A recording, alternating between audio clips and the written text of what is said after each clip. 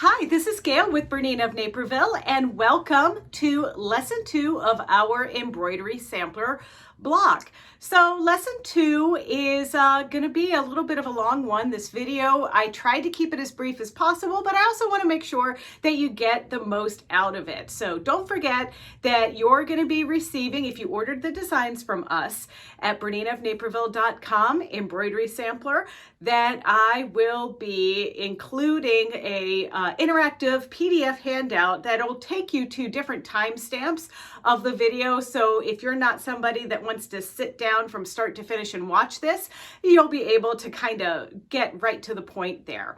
But that's going to come out after this video premieres. So anyway, last month it was pretty fun, don't you think, making this cool little plumette with the eyelets in there. So hopefully you got through that. If not, hey, don't stress out about it, because these videos premiere and then they're on here for a long time, forever, as long as YouTube's going to be around. So take your time and work at your own pace. But I'm going to be pulsing these videos out for a premiere every other Monday at 6 p.m. So don't forget about that. So now let's get to our first exercise, which is basically we're going to sit down with the palmette here and we're going to open up the designs that we need, and I'm going to show you various different ways on a computer that you can change the colors, enlarge and reduce, because we're going to take that little flower and make it 50% smaller. And it's really kind of important that you do that using the embroidery software, because on the machine it doesn't quite do it as well. All right, so let's start with creating a custom thread chart. That's pretty easy using the Bernina embroidery software. This video is designed to show you how to create your own custom thread list in the Bernina Embroidery Software 8. You could build a thread library for just the threads that you own, or you could build a thread library per project. So I actually have two things that I've already uploaded in here, and one is kind of like Gayle's thread chart and the other one is Embroidery Sampler. But let me show you how I did that. So we're going to get started by going to the little spool of thread down in the bottom right corner. Now that pulls up your My Threads chart. But there's also a little My Threads chart here that you're going to select this little icon, and that opens up the charts that you can choose from. Now you can see here over on the left are all of the charts that are loaded on my computer. So there's everything from Isocord, Floriani, I think there's DMC, there's Glide, there's Gutermann, everything is loaded in here, even some funky ones that I was just playing around with. But when you want to create your very first new thread chart, you're going to go to Manage. And once you select Manage, you can see that there is a Create button. So that's what we're going to select. So when you select the Create button, you're going to name your thread chart. I'm going to call this one Bernina of Naperville. You might want to call this Embroidery Sampler. You may want to call this My Glorious Thread Stash. It doesn't matter. And now I don't have any thread yet. So if you are adding if the only thread that you've purchased is the really nice thread kit that you got from us, you'll probably want to add those Isocord threads. Now the first thread that we're going to be including is the yen met. So first what we need to do is go to copy, because we're going to go to a previous list to copy the color. And so that list is in the yen met chart, which is all the way down here at the bottom. And this is number AN5. It's right there. So now I'm going to select that and I'm going to say OK. And now it adds it. So right now the Bernina of Naperville thread chart has only one thread, but we're going to add some more. So our next color that we're going to add is the Midnight, and that is Isocord. So now we're going to go over here. It's important to remember to copy and not add. So we're copying the Isocord thread from the Isocord thread list. So we're looking for 3344, which is Midnight, and now we select it and say OK. And now you can see I have 2 threads in here. Now, it might be your instinct to click this button, which would mean add a thread color, but we're not adding because we aren't creating a brand new thread that no one has seen yet. We're just we're organizing a chart or a chart of threads from other companies and so forth. So now we're going to do color number 3, which is ocean blue. So now once again, I'm going to copy, and I'm going to copy the Isacord thread list. And ocean blue is number 3953. And now I'm going to select that, and I'm going to say OK. And now I have 3 colors. First, you have to select the Isacord thread chart, and then select 3762. Country blue. There we go. Now we need to add cachet. So we're going to copy that one, and don't forget, like I did last time, copy the Isacord thread list. And that's 3045. Cachet. Now we can say OK. And now we're going to do boysenberry, which is color number 2500. So let's copy the Isacord thread chart, 2500, and there's boysenberry. Okay. And then we've got daffodil. And so we're going to copy. That's an Isacord thread chart. And that is color 520. But it might like it better if I went 0520. There it is, daffodil. And now I have 2 more to go, so we're going to copy the Isacord thread chart. And now this time I'm looking for Aran green, which is 5912. And then OK. And now finally, our last one that we're going to copy from the Isacord thread chart is grasshopper, and that's color number 5933. Okay, so now I've created my thread chart, and I can simply close. And now I can add it to my charts, or I can take this chart and remove it and add my new chart, which would be the Bernina of Naperville thread chart. And then once I say OK, when we pull up our thread, there's our thread chart. And those are the threads we can choose from if we're creating designs from scratch or simply recoloring threads. And now let's change the colors of those designs.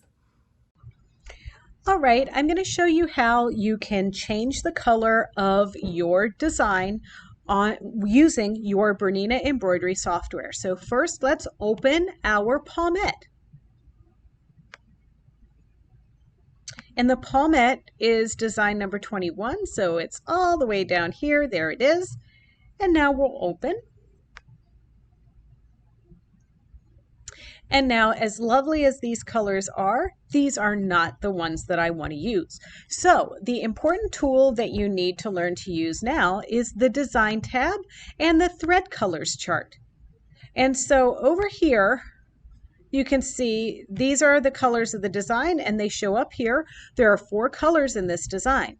Now, from our previous video, I had selected a Bernina of Naperville thread chart, but even prior to making that video, I had an Embroidery Sampler thread chart. And there it is. So these are all of the colors that we use in our design. Now, this particular one I chose for color number 1 to be the 3762 in country blue. So see how I highlighted color number 1 in the top? Now go down to the color chart and select the country blue 3762 and now assign. Now for color number 2, that one is $39.53 in ocean blue. So now I'm going to select ocean blue and assign. And then the color number 3 is cachet. And finally, color number 4 is midnight. And now simply say apply and OK and save your changes. And don't forget, if you want to send this to your machine, all you have to do is select the little sewing machine icon and your USB stick, and it will send the design right to your USB stick. You know, not everybody has the Bernina embroidery software yet, but that's why Bernina has a link to a software called ArtLink. Now, this ArtLink is great for enlarging and reducing a design, reading another type of a file that is a digitized file from another brand. It also allows you to mirror and flip and then send it to the machine. So if you want to just try out the free software, let's have a look at this tutorial. This tutorial is to show you how to open a design in ArtLink and resize it and send it to your machine. So the first thing I'm going to do is hit the folder that is the one that is going to open a design. And now I am looking for a design that I'm using for Embroidery Sampler. And I saved it in the Embroidery Sampler folder under Block 2. Now there's my design. I can use my blue selection arrow and click on the design. And then I have some options up here in width and height and percentages. And it's just as simple as double clicking on the 100% and selecting 50, then hit enter on my keyboard. And now I have reduced the size of my flower by 50%. Now all I need to do is either save it, so I can say File, Save As, and find the folder and save it, or I can send it right to the USB stick and send it to my design. I use the sewing machine icon here, which opens the device selection menu, and I'm going to select the EXP. It already knows that I have the USB stick inside my computer, and now I say OK. My design has been saved and it's ready to take it over to my sewing machine. And while we're in here, we might as well just start enlarging and reducing. This tutorial is to show you how easy it is to reduce the size of your Persian flower. So in the Bernina Embroidery Software 8. So basically what you want to do is use your blue selector arrow. And I like to think about this as left clicking and holding while I draw a box around the flower. Then I have a couple of options up here. You can see here it says width 2.05 and height 1.87. I am just going to simply double click on the percentage and make it 50% smaller and hit enter on my keyboard. That's as easy as it is. I have just reduced the size of the flower by 50%. Now I can either save it onto my computer or use my write to card or machine to send it to my USB stick. You know, some of you might want something that's a little bit more than the ArtLink, but not quite ready for the Bernina embroidery software. Well, let's take a look at what Bernina Toolbox is.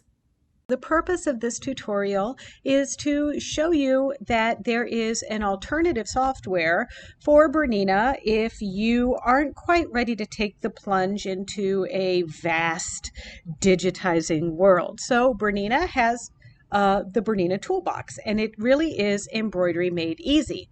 There are 3 different modules that you can get: editing, lettering, and monogramming. Now you can buy the whole bundle for $799. However, you might decide that, hey, editing is all that you need. That's where you can edit the embroidery designs or modify them. You can combine, rotate, or duplicate, mirror, and rescale, and you get 100 embroidery designs for free. and that is $249. There's also lettering. Now the lettering is where you can embroider individual lettering. There's 100 alphabets to choose from. You get text shapes, you get some two-tone fonts, and you get 200 embroidery designs with that. Then there is the monogramming. Now monogramming would be exactly what it says. You get some specially designed alphabets, some monograms for small lettering. You get 1 to 3 letter monograms and 100 embroidery designs. So let's take a look. So I'm going to open my toolbox. Now, when you purchase this, you can purchase it online, but you can also buy it from Bernina of Naperville, and we have the whole set, or you can buy the individual modules. And we are happy to do that for you. And what you do is you download the software and then you purchase the access codes from us. Now, when you open the software, you'll see that you get a quick start guide, and you'll want to maximize it so you can really see what you're doing. But we're not going to use the quick start guide today, but I am going to create a new design. And I'm going to call this Embroidery Sampler Small Flower.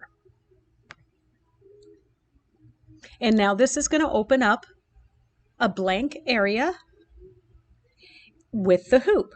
Now, I am using a Bernina 880 today, so I want to make sure that I go over here and make those settings known. So I'm going to click this little eyeball button, and I go over here to where it says Choose Hoop. And I select the brand, which is Bernina, my series of machine, which is the 8 series, and here's the large oval. Now, of course, with the 8 series, I can use the jumbo, the maxi, the medium, the mega, the midi, any of those. And then I also want to tell it what foot I'll be using, and I'll be using the 26 foot today. So we're all set there. Now I want to take this butterfly plus sign and add a design. So I'm going to import the design that I want to add. And I keep this in my embroidery designs, Rugs to Riches, because that's the design CD that we're working from. And the one that I'm looking for is CC30412. And I'm just going to open the art file. And there's my flower. Now, we want to take our flower and reduce the size of it to something a little bit smaller than this. So this software, you can certainly do that. So I'm going to go over to my edit folder, and I'm going to scale and to rotate. And I'm going to lock my dimensions here, and I want to actually make it about 1 inch by 1 inch. And now once I hit that 1 inch, it does warn me that scaling the designs beyond 20% may cause inferior embroidery quality. Don't worry, I've done this. I'm going to take my chances. And there's our little flower. Now I'm really happy with that. And now what I'm going to do, and it doesn't matter where in the hoop I have it, now I want to actually change the colors, because as you can see, this is the orange palette and I want the purple palette. So color number 1 needs to be Isocord 3762 in Country Blue.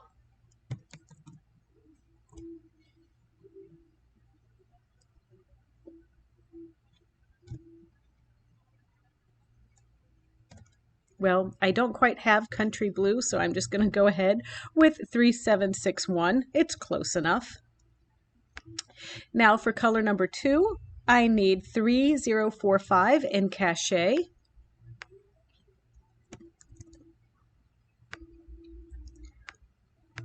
And for color number 3, I need number 2500 in Boysenberry. And then for color number 4, I want 520 in Daffodil. And then finally for color number 5, I want 3344, which is Midnight. And now I'm going to just close this, and you can see our color changes have been made. And now if I want to send this to my machine, or if I want to do more, whatever the case is, I already saved my file. It keeps the file saved up to date. But if I wanted to put this on my machine's USB stick, I'd simply select the machine, and then I would choose my USB stick. I would save my USB stick, maybe even create a folder called Embroidery Sampler. Open that folder and save my design. So I'm going to obviously be opening my Toolbox software again, and this time I'm going to be combining designs. So I'm going to start by maximizing my window and closing my quick start guide. Then I'm going to create a new, and I'm going to call this Embroidery Sampler Full.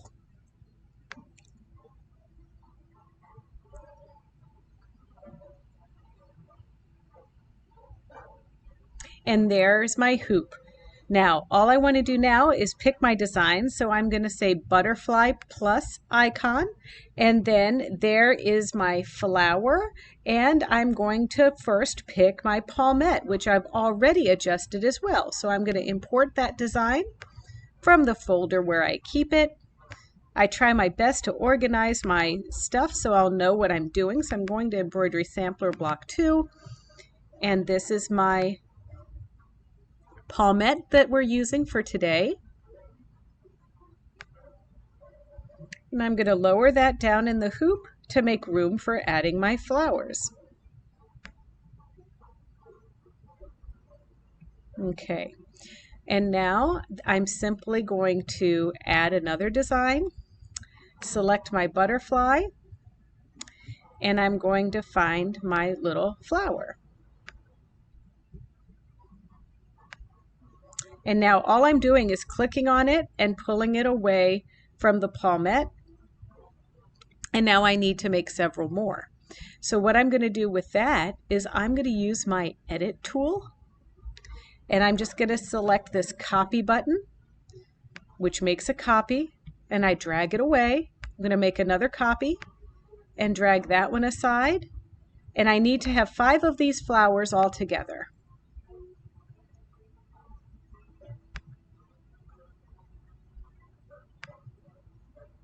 Okay, so now I'm ready to save this to my memory stick. So remember, we go down to our sewing machine button, then we're going to find our USB drive, and I already created a folder called Embroidery Sampler, and now I'm saving it. It's that easy, everybody. Yes, come on. Now we're ready to hoop something up. So let's watch this tutorial. Let's talk about fusible polymesh stabilizer. So you can use regular polymesh stabilizer or this fusible. The benefit this month of using the fusible polymesh is that we are going to need to put 4 layers together. So this is nice because we don't have to use so much spray adhesive to do that. So we're going to fuse 4 layers of this together and then hoop it. I'm going to show you how to do that. But then you're also going to fuse this onto the back of the material that you're going to embellish with decorative stitches. So I'm going to cut 4 pieces that will fit the hoop. And I want you to notice, do you see how this sort of has like a sheen to it? Well, that's the fusible side. And the side that is matte that doesn't have a sheen, that's the not fusible side. So it's going to be fusible side to not fusible side to not fusible side. You get it, okay? All right, so now let me go ahead and make these cuts. All right, I've got the Laura Star fired up here, and I've got my fusible polymesh here. Now you might have noticed that I've put on a silicone pad with a Teflon pressing sheet. This is so that I can fuse my 4 layers together and they'll stick, and then I can just peel this off. Okay, so I want to have you pay attention here. So I'm going to do 2 layers at a time. So I'm going to do this layer, and this is fusible side against regular side, fusible side against my my pressing pad. And it's hard to see, I know. But now I'm gonna fuse these together, and this won't stick to my Teflon piece because of the magic of non-stick surfaces.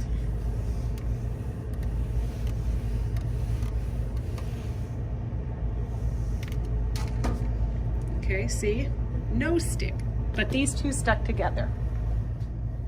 Here's my shiny side. I want to make sure shiny side goes down. Please, not shiny side up against my beautiful Laura Star iron. That would make me very unhappy.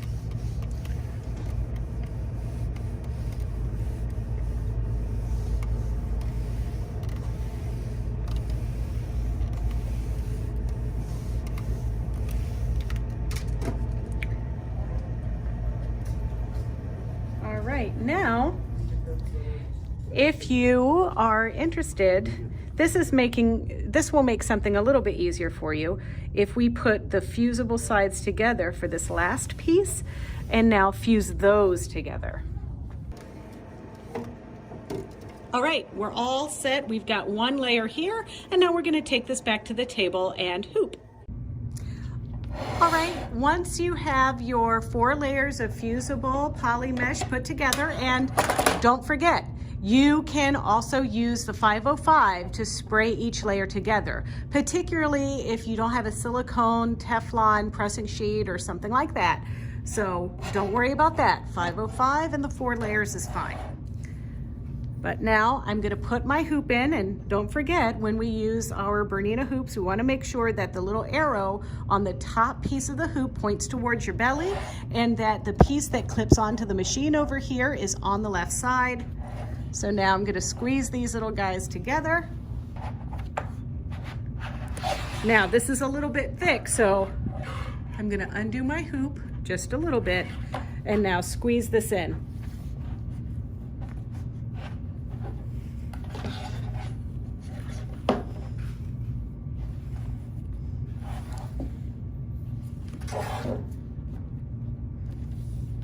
All right, now we're ready to embroider. Now, when you're ready to stitch this out, there's several things that, if you're familiar with the Bernina embroidery software, you could have combined your palm and your little flowers all together in one hoop, just like we're about to do on the embroidery machine itself. But we'll cover this in many other tutorials that are coming up for this embroidery sampler program. But let's have a look at how you're going to combine the designs using your large hoop. And we're using the Bernina 880 Plus, but please rest assured that if you have a Bernina 5 series through the 880 Plus, this is going to work just the same way. We just happen to be using the 880 this time. I'm working on the Bernina 880 Plus this month, and this is our screen when I turn it on for embroidery. And the purpose of this video is for me to show you how you're going to combine your palmette and your flower. That is design number 12 and design number 21. I have my designs loaded on my USB stick, and there is my flower, design number 12, and there is my palmette, design number 21. So the first thing I'm going to do is select design number 21, and that pulls into my large hoop, and that's the one we're going to use this month. Now, this is really easy. Using the 880 Plus, I'm actually going to hit this little plus sign, just like this, and now that allows me to pull in the flower. Now there's the flower. Of course, I don't want to stitch it right on top of that design. I want to create one that goes right there in the corner, because we're going to be embroidering this on our polymesh stabilizer, where that is going to be trimmed away so I can fill this hoop with all of the designs I need for this month's block. Now I'm going to select my I button, and on the 880 Plus there's a little copy button here. That little copy tool is what you need to make a copy, and we're going to do this until we have 5 flowers in the hoop with our palmette.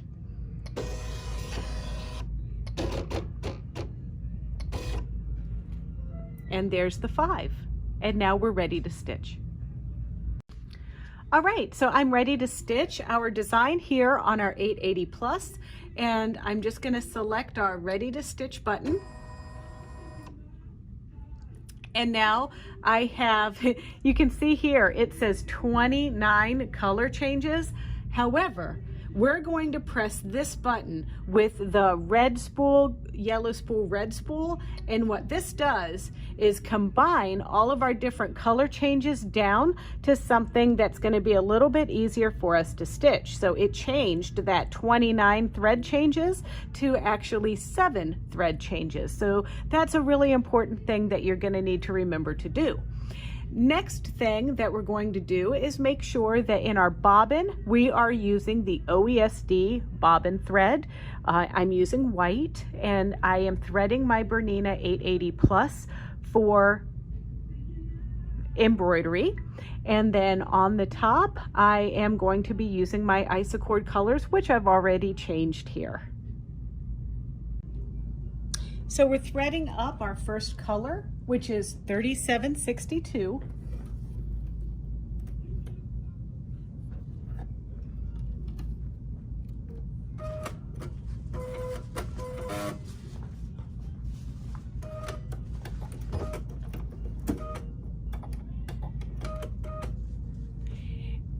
And now that color is going to take 21 minutes. Now I am going to kick it into high gear. So let's talk a little bit about the rabbit mode. So this particular design, up until we get to the outline, there are just a lot of fill stitches. And I do tend to, now that I know that I have a stable table that I'm using this on, I can go ahead and crank up the speed just a little bit. And that's what I'm going to do. So I'm going to press and hold my button to get started. And it's going to remind me that I need to thread my bobbin, and I'm ready to go. And I did thread my bobbin for embroidery on this. And now I'm just going to press the little jackrabbit. And now we've reduced this down now to 17 minutes.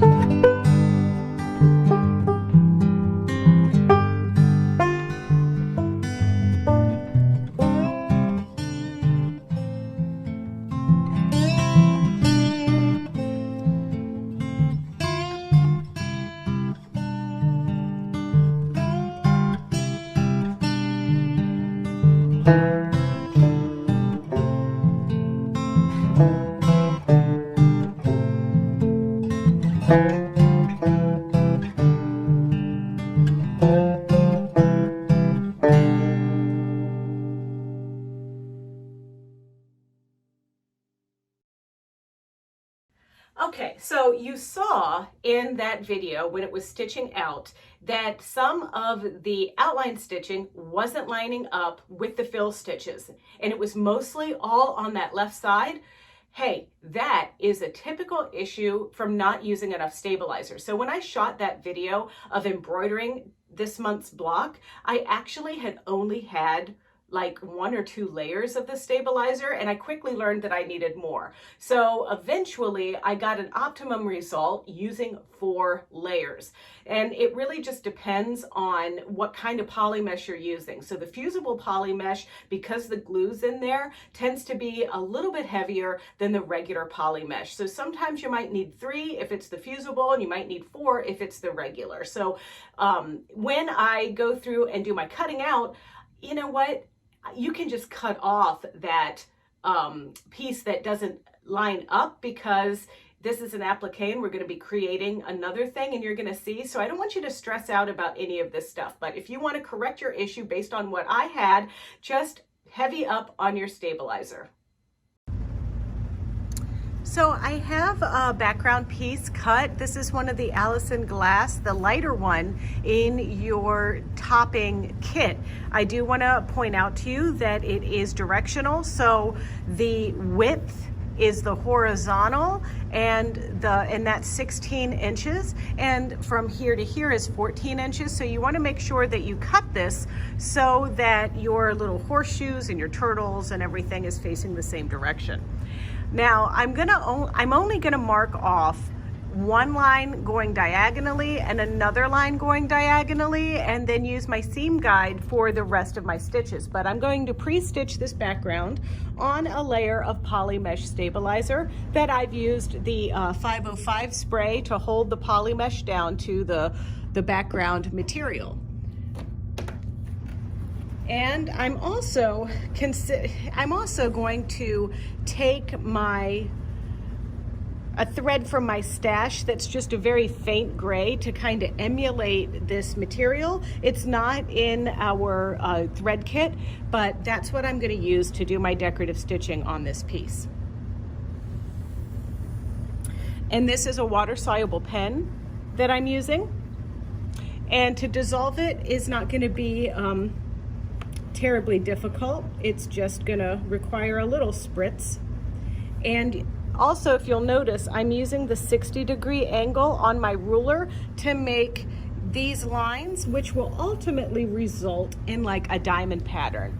And I'm gonna space them about 1 inch apart. And you'll see how I do that when I bring this over to the sewing machine. We have our open toe foot number 20C. I've got my seam guide on set 1 inch from my needle, and I'm using a Bernina 480 today. And the 480 is a really nice little companion with the 9mm wide stitching to your bigger embroidery machines if you want to have a machine that you can stitch with while you embroider. Okay, I'm going to place my foot right on top of my drawn blue line. Now, I'm using this open toe foot so I can really see as I guide down here to get a nice straight stitch.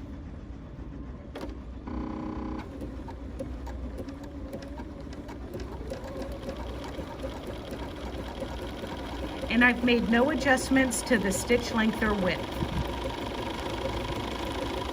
Now I do have polymesh stabilizer in here, and the polymesh stabilizer is not going to be removed. So it's going to stay in here permanently. I could also have used a heavier spray starch, but because I had the polymesh handy, I used that.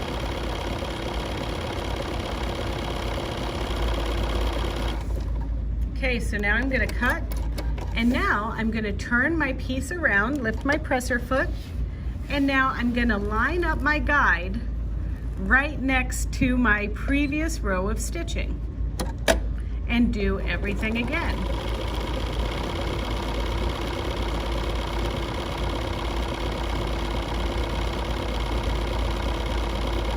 Now please understand that you can pick whatever decorative stitch you want. You do not have to pick what I picked.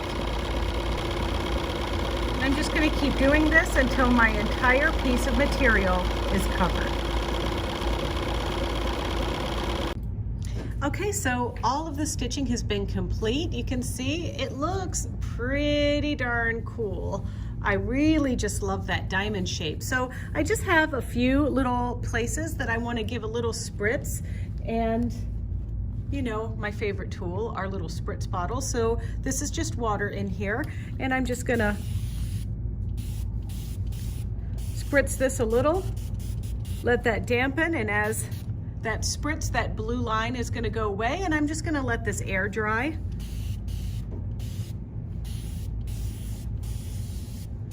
And then this can just chill out for a little bit while we do the treatment to our awesome embroidered patches.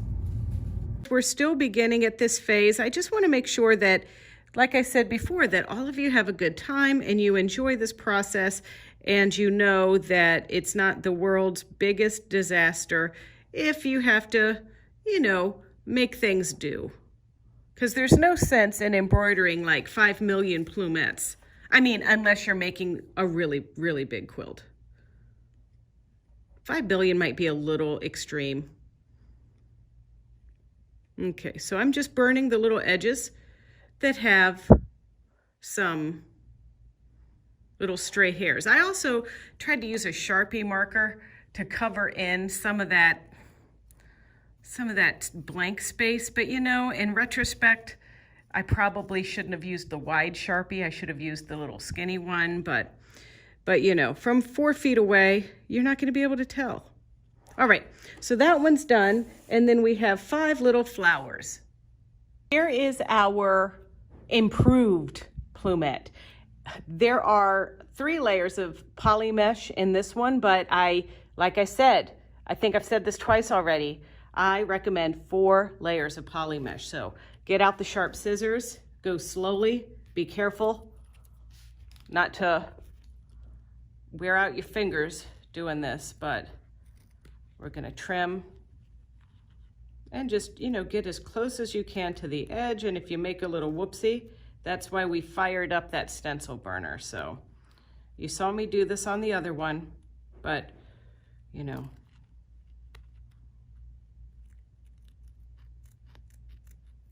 Okay, so there's an edge. All right, I'm just gonna finish this up and then I'll show you the finished product. Look at it, isn't it gorgeous? And there's our little plumettes or flowers. We're gonna line this up on our block. So this block, as you already saw, we enhanced it with the diagonal. Now, you saw that I picked the little ladder stitch, but you could pick anything. You could do any color. This is your quilt. You can make it however you want to make it. Get it? All right. But now is the time that we're going to place our design on our background fabric. So I'm going to use my heat vanishing pens to make a few adjustments. All right, so we cut this piece, I think it was 14 inches vertical, 16 inches wide. So we're going to just line up the edge with our 8-inch mark on our ruler. Yeah, I've got it to be about 15 inches wide. It did probably shrink up a little bit as I did the stitching, but that's okay. So we're gonna do 7.5 inches here. And then I'm gonna just faintly draw a little line here with my heat vanishing pen. And then this is 14 inches or so. So now I'm gonna line this up at 7 inches. And just do a little faint line like that.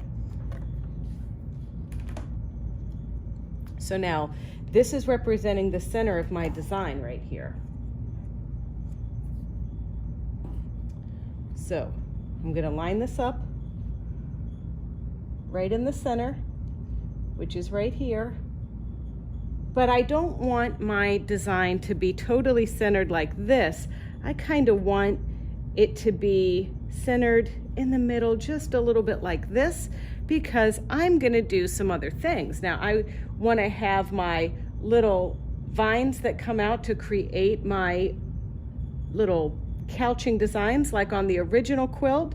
So I'm just gonna play with this just a little bit. I'm gonna bring this down to right about there. I'm happy with that.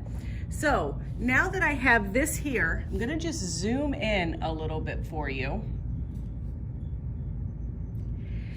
And I wanna mark exactly where my design is going right here. And this is for some embellishment that we're gonna do. We're gonna make fringe coming out of our pot, because this is, in a sense, this plumette is becoming a flower pot. And so see, I marked that edge with my green pen.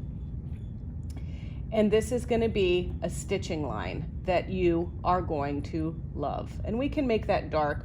Ultimately, we're gonna stitch on top of this, and if we can't iron away all of this green, nobody's gonna see it anyway. All right, so now that we have that together, we're gonna arrange our flowers.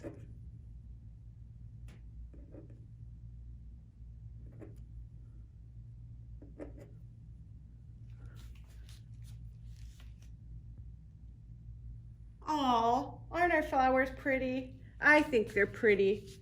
So I'm just gonna wiggle these in just a little bit. Put these in. All right, so now I'm gonna draw where our couching is gonna go. Couching is sewing over thread. You're gonna watch a video to learn all different kinds of techniques to do that. And then I'm gonna demonstrate to you the kind of couching I did on my specific block. So the first flower is easy. It's just going to be a straight up line going up to our flower, just like that. Perfect. Then our next one is going to be a line going up to that flower. And then I just got to turn this a little bit.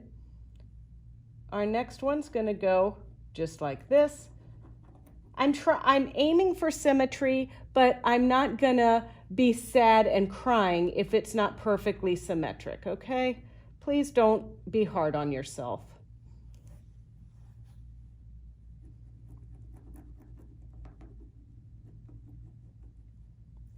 And then here is where our flowers are gonna go. All right, let's zoom in so you can see what I did there. Okay, I made little circles where the flowers go. I drew my stem. This is gonna be an embellishment technique. And we're almost there. So now, next step is gonna be to do the couching on these. So this next group of videos that you're going to watch is actually from another video that we shot for couching with your Bernina. So I pulled what I think might be relevant for you to give you some kind of ideas of what you might want to use to couch your stems of your flowers on. You can watch these and do one of the techniques, or you can do the technique that you're going to see after this group and pick what we did exactly.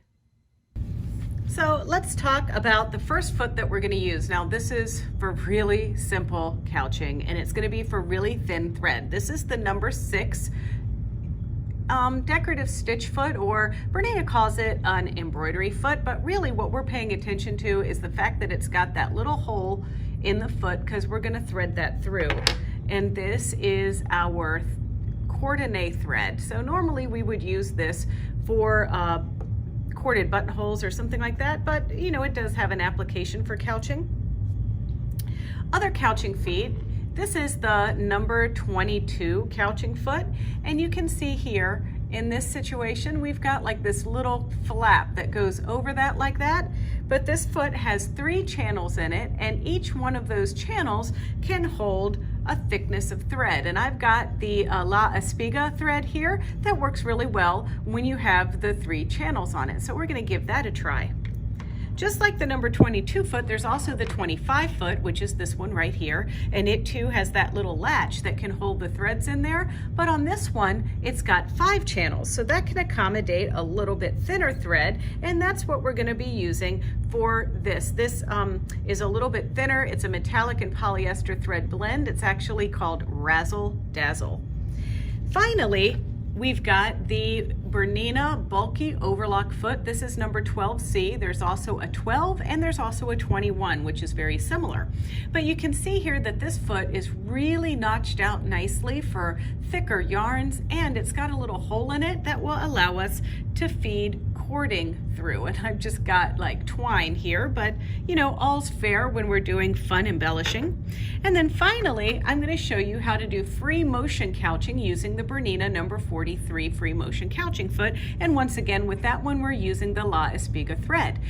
For our first assignment, should you choose to take it, we're going to be using stitch number 22, and we are going to have a little skinny stitch width. We're going to go to about 1.5 in width. I'm going to put my number 6 foot on and feed that thread through the foot.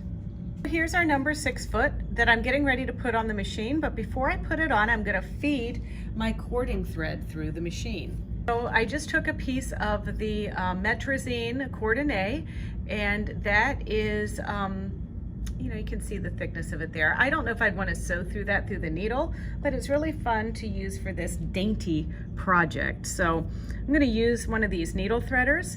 This comes with the number 43 couching foot, so you would have it with that. You also get some of these with your Bernina 880 Plus. However, you can also purchase some of these. Then this gives me like a little extra oomph that I can feed through the bottom of my foot, like that. And then put my foot on, ta-da, undo it from my threader. Now I have a light purple to coordinate with this, but I have a contrasting thread in my bobbin. But the point is I'm just going to go left to right with these different couching techniques so you can see what we're doing.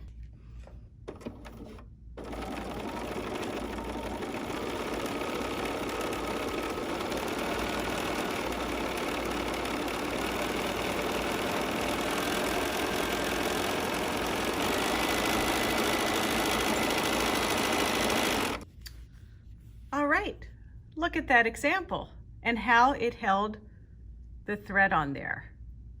That looks pretty cool. And that was really easy. The foot did all the work for us. Now, with foot number 22, we actually want to feed our 3 separate threads into these channels right here. And so I'm just going to do them one at a time. And you can notice I'm doing them before I put them on the machine, or before I put the foot on the machine rather.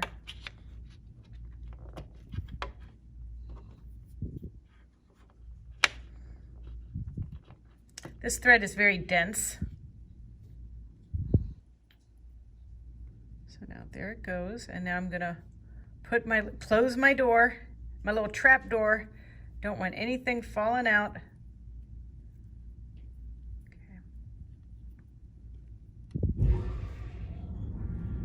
Actually, I think this thread is a little too thick, so in this case, I'm just gonna leave our trap door open.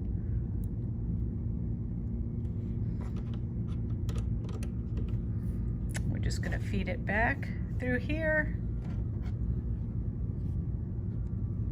Just gonna pull a little.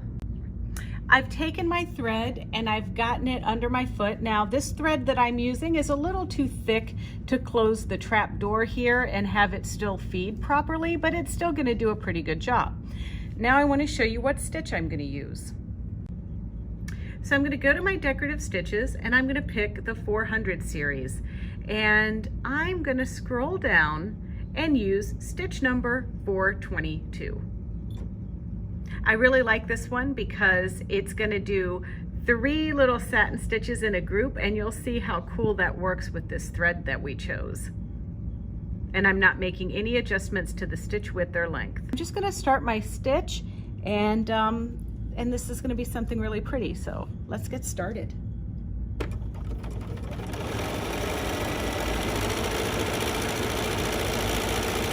And I'm doing this in a curve formation just so that you can see how the foot holds the thread along my path,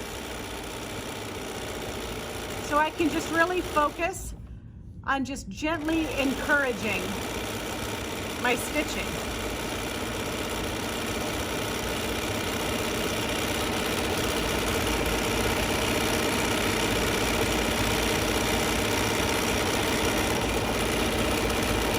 Look at how cool that is. I even like it with that purple thread.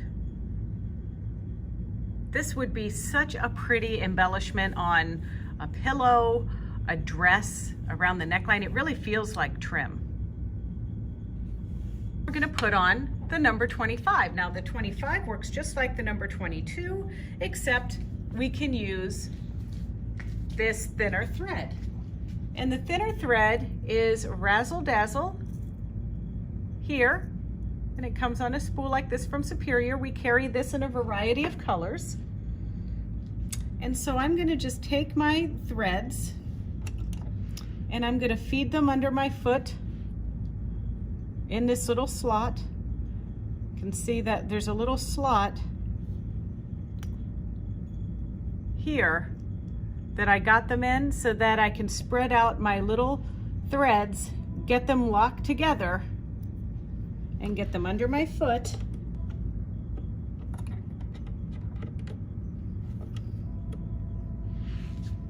All right, well, what kind of stitch do we want to use? I think I'm just going to go for something really simple, like a running zigzag stitch. So this stitch is a zigzag, but it goes stitch, stitch, stitch, stitch, stitch. Some people call it a serpentine stitch, but let's see what this looks like. I'm going to feed my sample fabric under here. I'm lowering my presser foot, and now I'm just going to get started.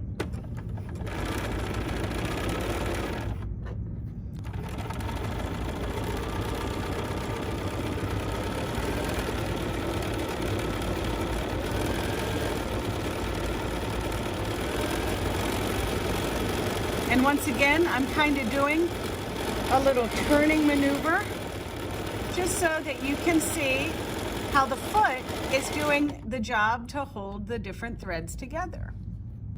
And so there is our Razzle Dazzle couched on.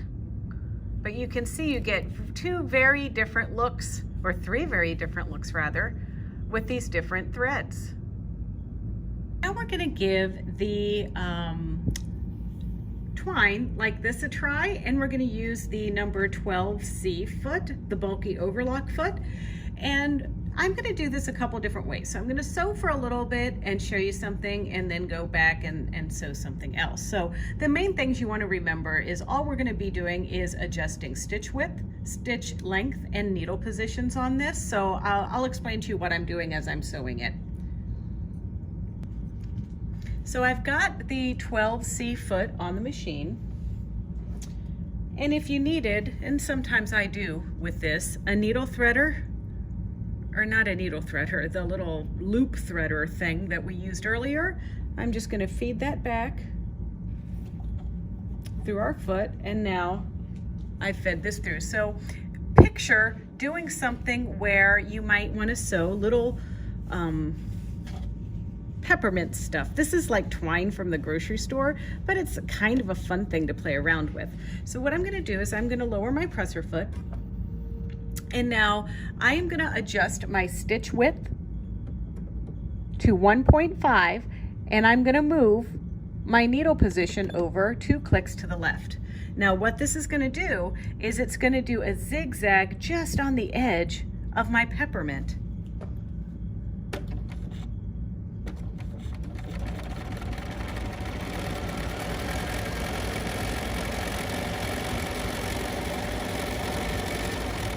And it's just catching a little bit of the string. I'm gonna cut, and I'm gonna cut my cording here. I wanna use it again, so I'm gonna leave it back here like that. But now look, you can't even see my stitches there, okay? So look at what a cool idea that might be, right? Another thing that you can do with this is you could actually widen your stitch width just a little bit, and now I'm at about 2.2, and now I'm going to lower my presser foot, and I'm just going to go on the folded edge of this. So this would be a cute little thing to do along a hem, to make faux piping. There's all kinds of fun things you can do with this. So I'm just going to make sure I get just a little bit as I stitch.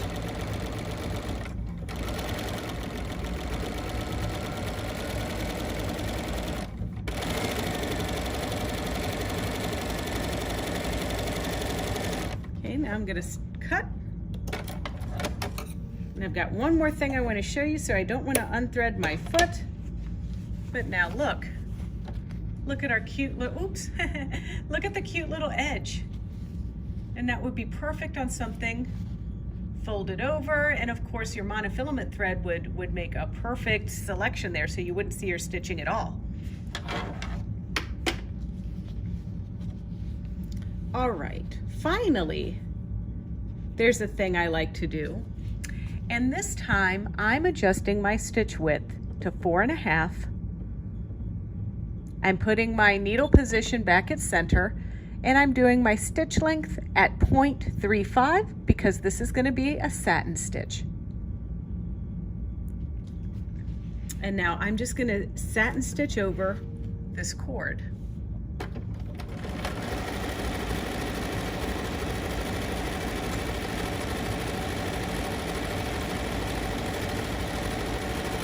Now you probably noticed I do have stabilizer in here, and mostly the stabilizer is for the benefit of this satin stitching. Otherwise I get too much tunneling.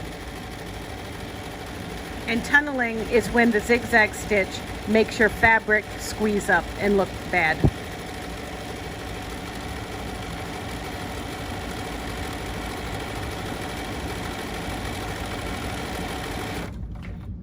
Cutting.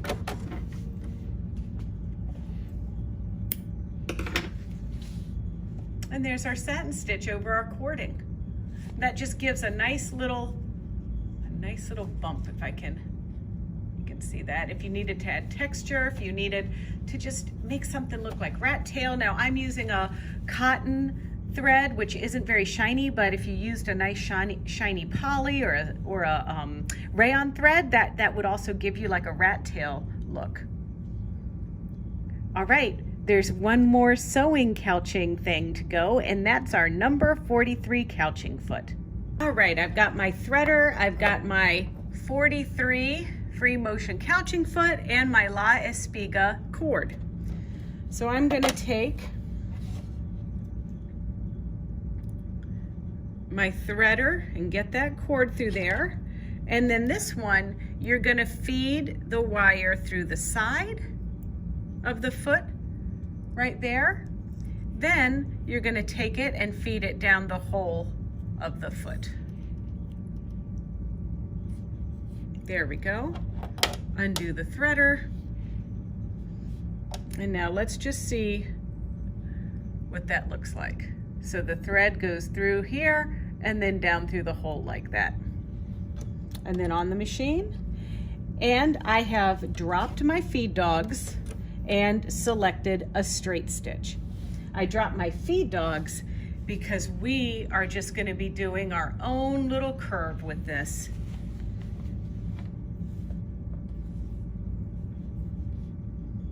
And then I just let the thread lay next to me. So here we go, straight stitch.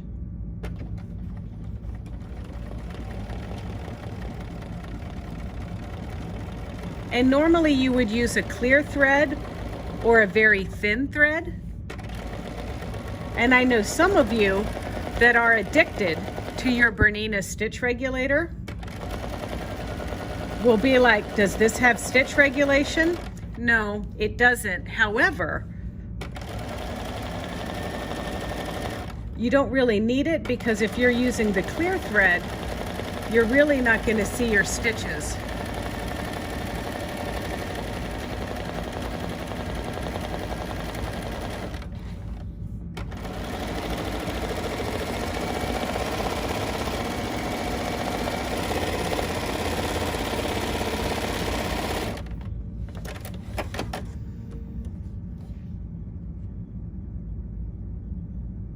There's our sample. Okay, so now let's see what I did for this month's block. For our couching, there are so many different threads to choose from, and we've gotten a lot of really cool ones here at the store. So first of all, there is this razzle. This is by Wonderfill, and this is a 12 weight, 100% rayon thread. It comes 250, you can see here. It's 250 yards on a spool, and this is really pretty cool. Actually, I might have been wrong about this being 12 weight. I believe this might be 8 weight. And so then there's also 8 weight pearl cotton that we have in this purple and pink variegated, and I thought those might go with some of the color schemes of our quilts. And then I've used this before. This is Razzle Dazzle. This is by Superior, and this is kind of like the Razzle by Wonderfill, only the Dazzle is a metallic tinsel that's wrapped through the thread. So on this month's block, I didn't really do any metallic or anything like that, so I'm thinking I'm gonna add a little bit of this Razzle Dazzle to couch over. But I also think I want to do something with this down the road.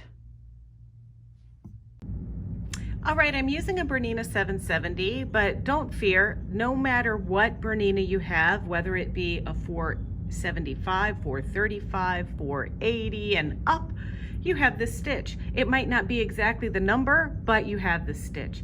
So this stitch, I found it in the quilting section of my decorative stitches, and I'm going to scroll down here until I see a little ladder stitch. It's 1352 on this machine. Now the width is 4.1 as default and 2.8 long as a setting. There is another one that looks just like it next to it, but that's a triple stitch. So I'm going to stitch both of these out for you so that you can see what they look like before we do the couching. See that foot on there? That's foot number 25. That's the one we're actually going to use for our couching. But I just want to show you what the stitch looks like for right now.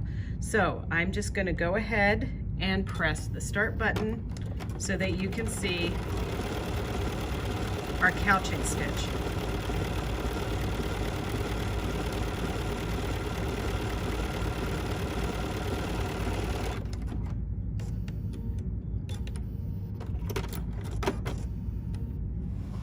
Okay, so that's the stitch we're using, this little ladder stitch.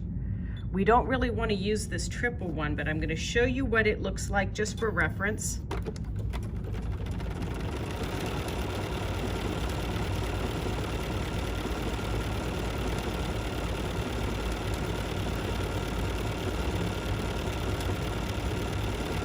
One is very singular, and then one is much more thicker. So we're gonna go with this one. So now let's look at what it's like when we start to put some couching in there. Okay, so I made my adjustments to stitch number 1352. You need 2.9 millimeter stitch width. The stitch length stands at the default setting, and you're going to move your needle position 1 notch to the right.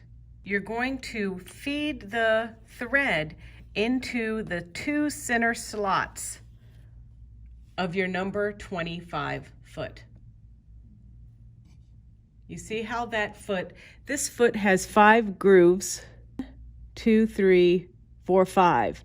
I've skipped like the first groove, and they're in slots 2 and 3. So the little grooves are just slightly to the right. That's why I had you move your needle position over. And now I'm gonna cut this, kind of show you what these look like here. And I kind of played with it as I got started. And when I got my adjustments just right, that really has a very nice spark to it. So now let's look at how we're gonna do this.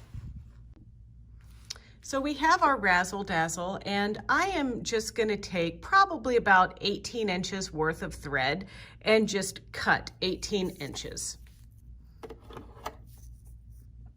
And then I'm gonna fold that in half. And I don't care about the loop, I don't care about anything like that, because our couching stems are quite short. So to use this foot, once I have my pieces, I'm going to slip the thread in this groove. See how this little foot has a little lever on it? There's a groove right in this section. And I'm gonna slip that through, and like I said, I'm putting these on groove 2 and 3. They're little grooves. We got to get this into the groove here. There we go. Now I do have it on hover mode, which is really nice for this application. And I'm just going to clamp down a little bit. There we go. All right, so now I've got my stitch has been adjusted. The foot is going to do its job keeping these strands of thread right in place for me. And now I'm going to do it. Here we go.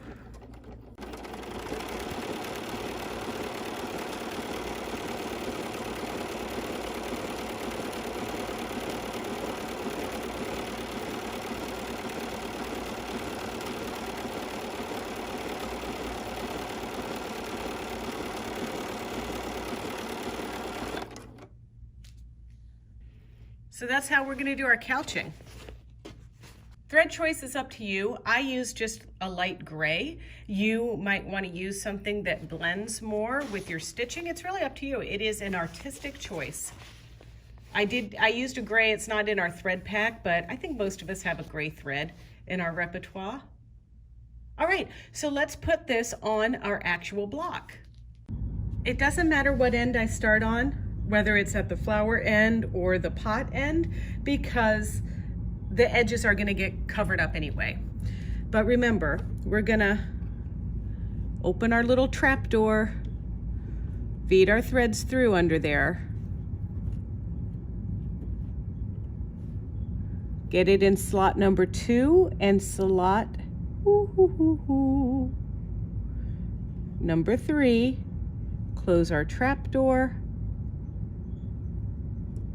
Okay. And then I'm just going to start in the middle on this one, lowering my presser foot down, get it right on that drawn line. I'm going to clamp down. All right, perfect. Now I'm going to get ready to stitch. Hold our little threads there.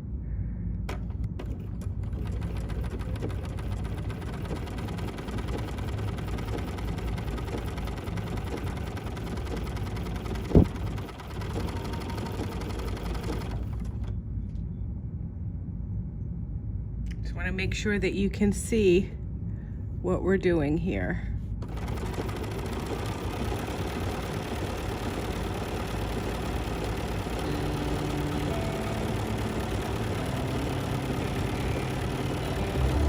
Once I get to the edge, I cut, and now I can admire my work. There it is. Now I'm going to trim.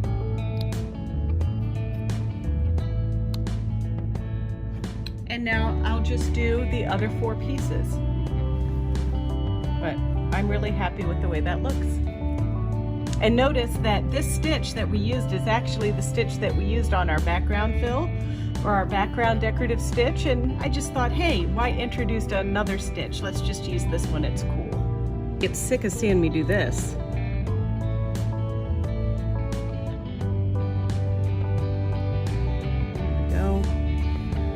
Which slots are there? Slots 2 and 3. Good job.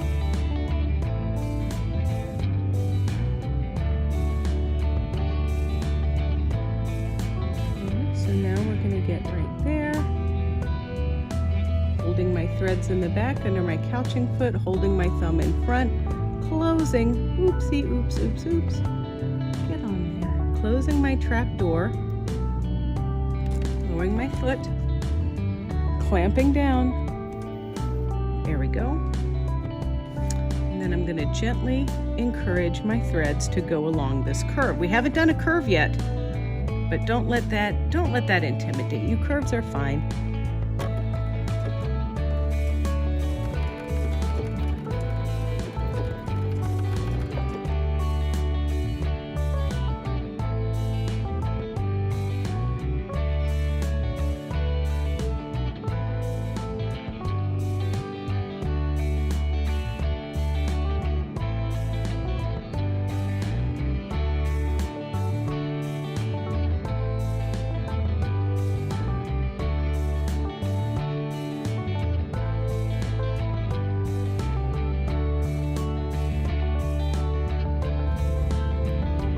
All right, putting our finishing touches on.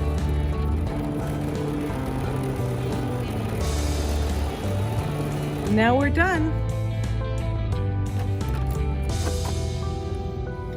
And we'll trim.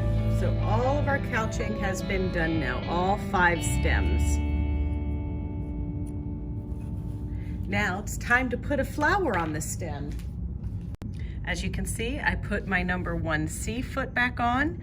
And now for this one, I think I'm going to switch my thread to the monofilament thread, the clear monofilament thread. For appliquing the flowers, I chose stitch number 62, which is located in the buttonhole folder. Now I made no adjustments to this stitch whatsoever.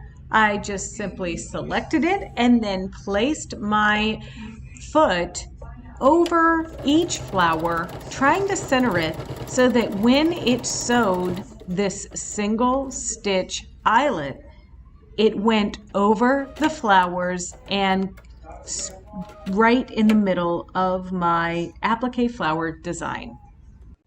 Public service announcement, everyone. If we're going to get ready to do the fringe, but I want you to know that if you feel like you're a little bit beginner at some of these techniques, I want you to use the method 1, which would be the easy fringe.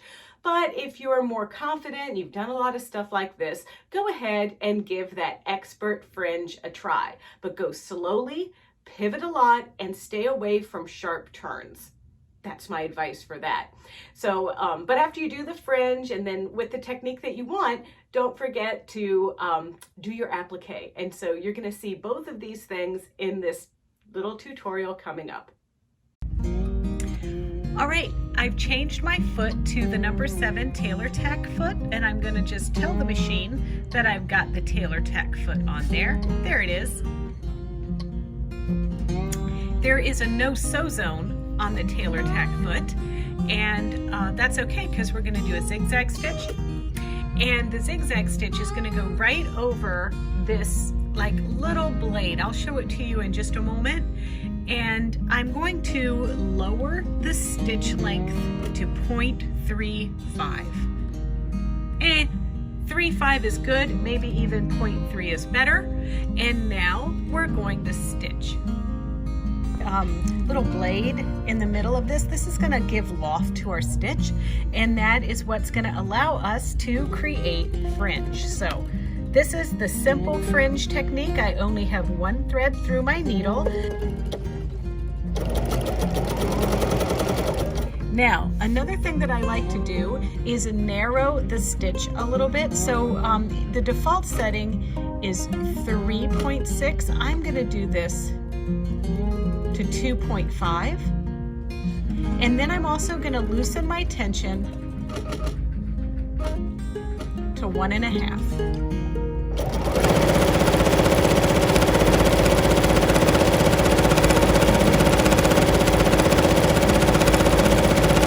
Once you're done, you're going to take your needle out of the fabric, raise your presser foot, and kind of squeeze and pull and cut your threads. Now I'm going to take my foot off and put on number 1C.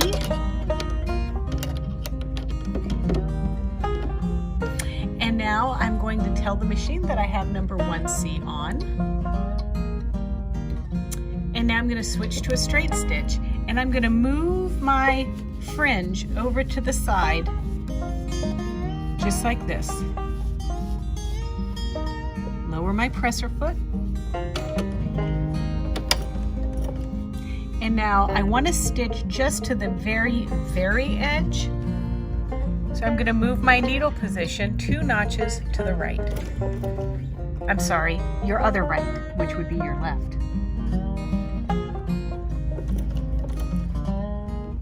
Get all those little buggers under there. Here we go.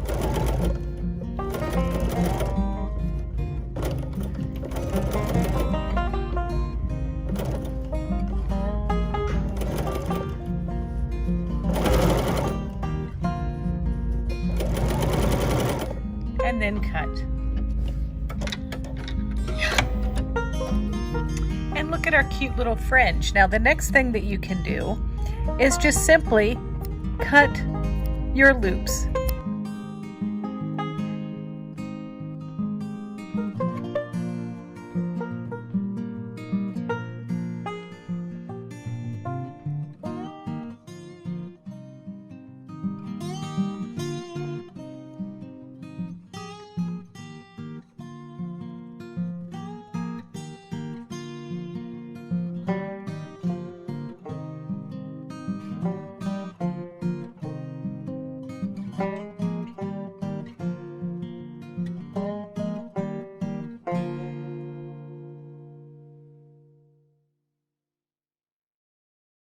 I bet you have never used 3 threads at once through one needle on your machine. So, most important thing, top stitch needle.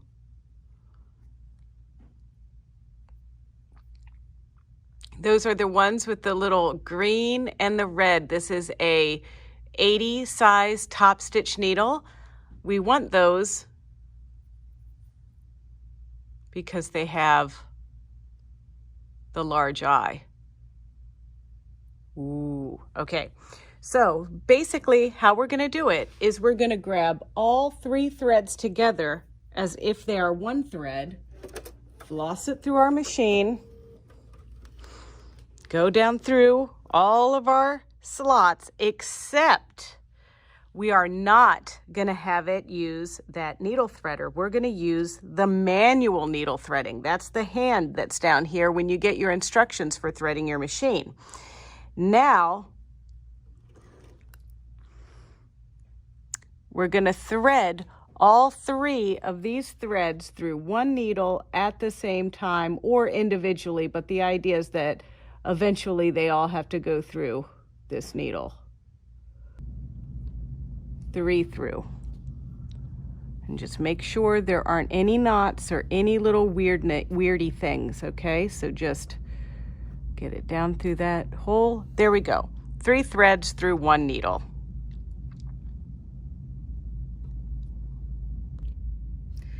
Then you have to press this button and it wiggles everything into place, but as you can see, the needle threader didn't do anything. So now we're ready to stitch. The bobbin is threaded for embroidery, and I have also picked a zigzag stitch because I'm using my number 7 foot here. This is the tailor tack foot. This is going to make some fringe. Selected my tailor tack foot for my machine. I've selected stitch number 2. It's 2.2 on the width and 0.4 on the length. And now I'm going to do a little test stitch before I do my precious, and let's see what happens. I'm going to raise my presser foot. Just give a little test right here.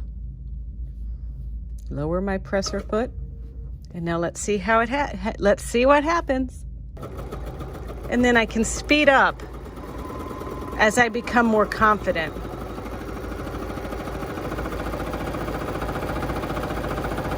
All right, that looks like a good little test go. Let's see how this turned out. I'm not going to use my thread cutter. Don't want to tempt fate here. I am going to squeeze my little stitches, cut up and above, but there's our fringe. All right, let's do the thing. Let's do the real thing. All right, so here's our piece that we're still working with, and I hope that you can remember back this far, but remember when we marked our green line? Well, this is where the fringing is going to go. So we are just going to follow the line using all of these threads in one needle, lowering our foot right down on there, and now we're just going to stitch following the line.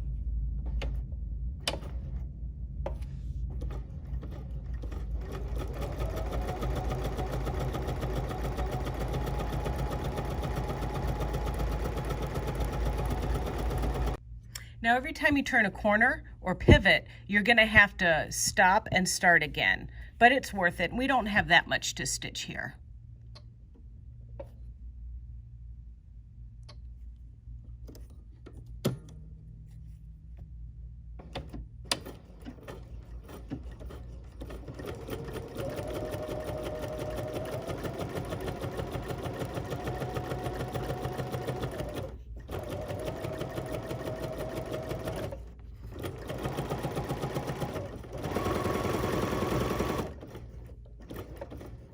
Okay, so now I'm gonna stop by lifting my needle with my heel tap feature, raising my presser foot, and then kind of pinching and pulling there. And I'm gonna just trim. I've got to give this a little haircut anyway. I'll show you how to do that in just a minute. And so now we're gonna start again, getting under here, lowering the foot, and now here we go.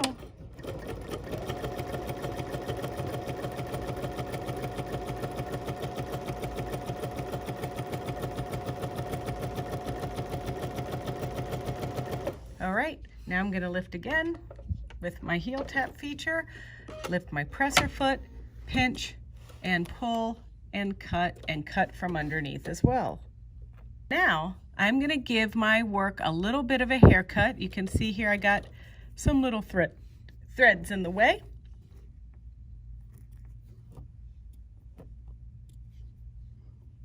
Give that a little haircut. And then eventually we're gonna swipe this back here. So if you're really daring, you can feed your little scissors through here and cut our threads, and then see how they go back like that. And then we're going to stitch just a straight stitch on top of these, but we're going to change to just one spool of thread.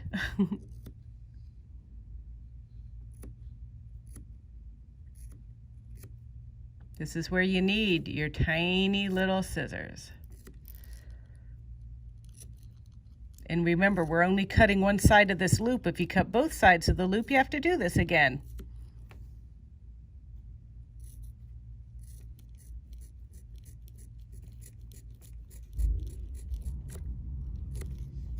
Oh my gosh, it's so cute.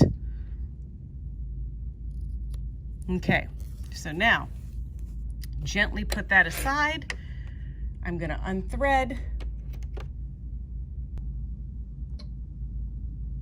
Make sure you tell your machine that you have the number 1 foot on.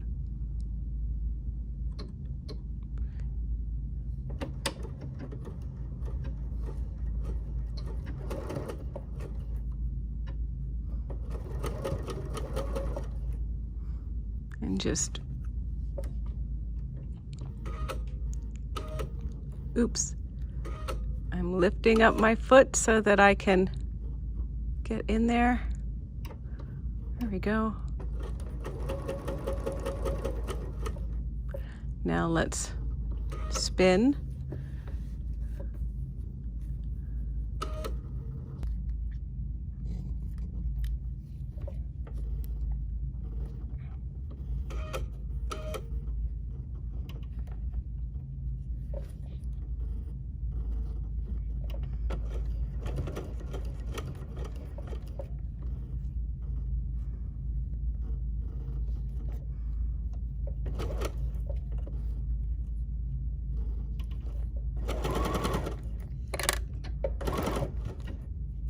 Cut.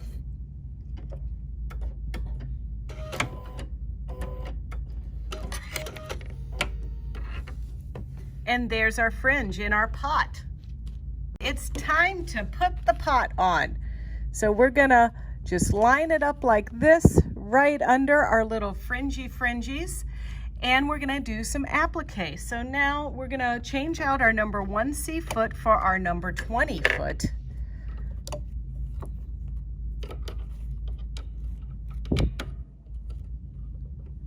And now we're going to rethread with our dark midnight blue. I'm going to use in my quilting stitches stitch number 1329. I'm going to move the needle position all the way to the right, which is position 5.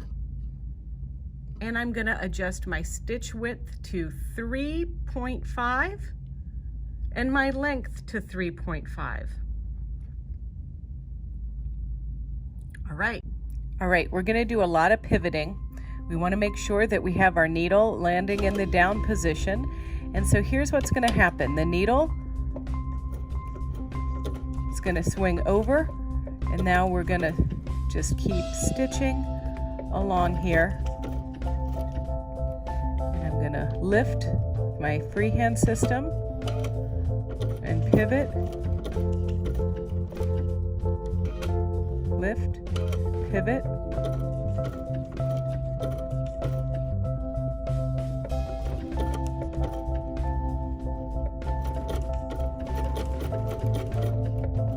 and when my needle swings to the right, it wants to be just off the edge of what I'm appliquing.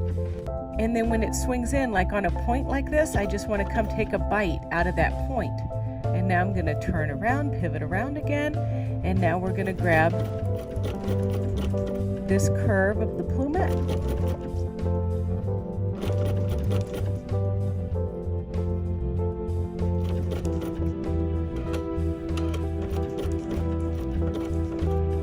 And then just keep going around. Just swing in there, grab a little bite, grab a little bite, grab a little bite.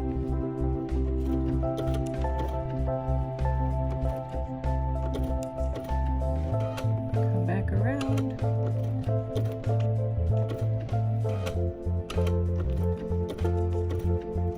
Now, if you don't like this blanket stitch, you can pick something else.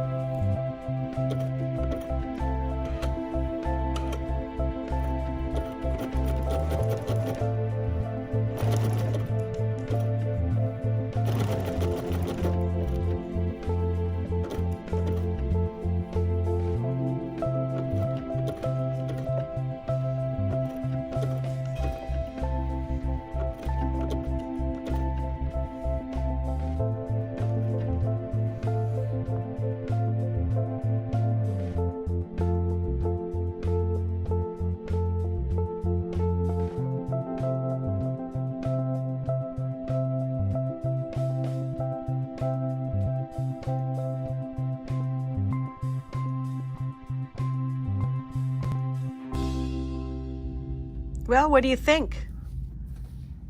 We have a block.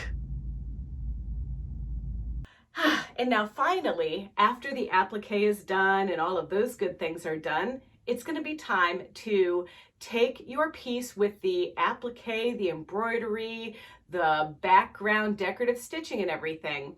And now we're going to sandwich that with our batting and our backing. And now let's get ready to quilt.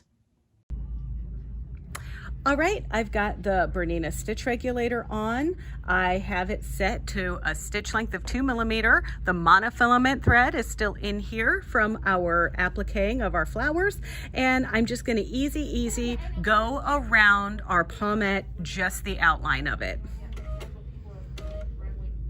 And I'm putting the needle in the down position, bringing the needle up, and I'm gonna bring up my bobbin thread. Now, this time, I'm using a cotton gray thread in the bottom to match my gray fabric that I have here on the back.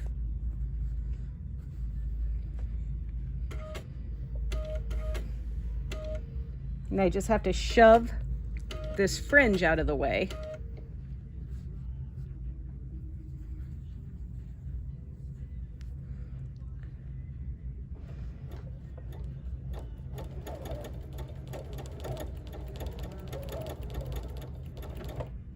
And I'm also in BSR mode 1, which means that when I stop moving my hands, the machine is rhythmically going to go up and down.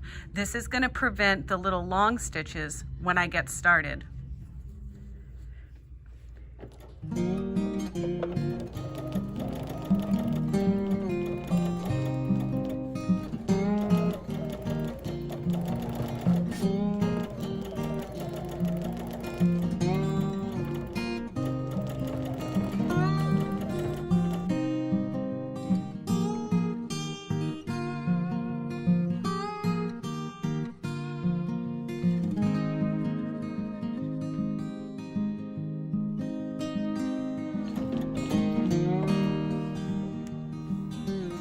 All done with around the plumette.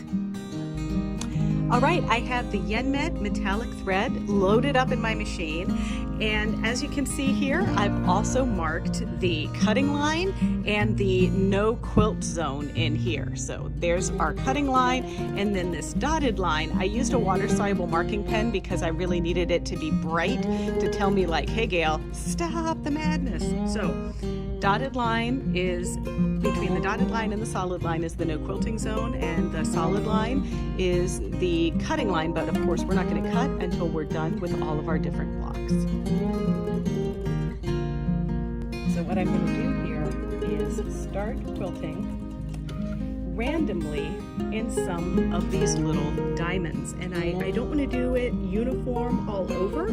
I literally want to do just a few, so I'm just going to kind of let the piece tell me what it wants to do. All right, let's do a thing.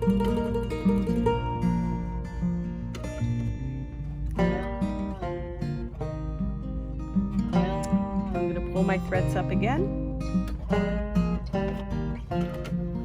Pull up my bobbin thread. I'm still using that cotton gray thread that matches the back material. And now, once again,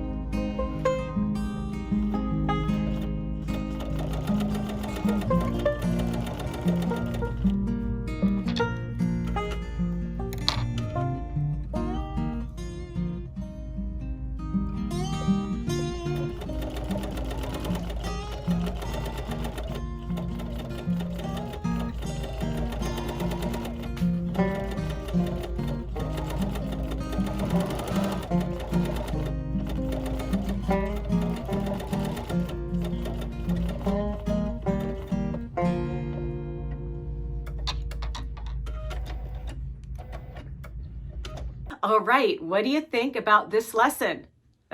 There's a lot to do, isn't there? Well, hopefully you'll have something to do. It's raining and thundering today. I don't know if you can even hear it through this video, but I'm a little bit scared. We've had some pretty treacherous weather here in Naperville, Illinois, but I think you have what it takes to do this lesson. So next time that we meet, we're actually going to be doing one motif, but we're going to be hooping it up 4 times or 2 times, depending on what kind of hoop you want to use. So it's a little bit easier next time, or I don't want to say easy, but it's probably a little less time consuming. But anyway, I hope that you've really enjoyed watching this tutorial and you're learning something from it. And if you want to check out more just like this one or slightly different, don't forget to head on over to our Bernina of Naperville YouTube channel. It's easy. It's youtube.com/Bernina of Naperville, and there you can like, comment, and subscribe. But enough talking. Let's get on with this block, and happy embroidering, everyone.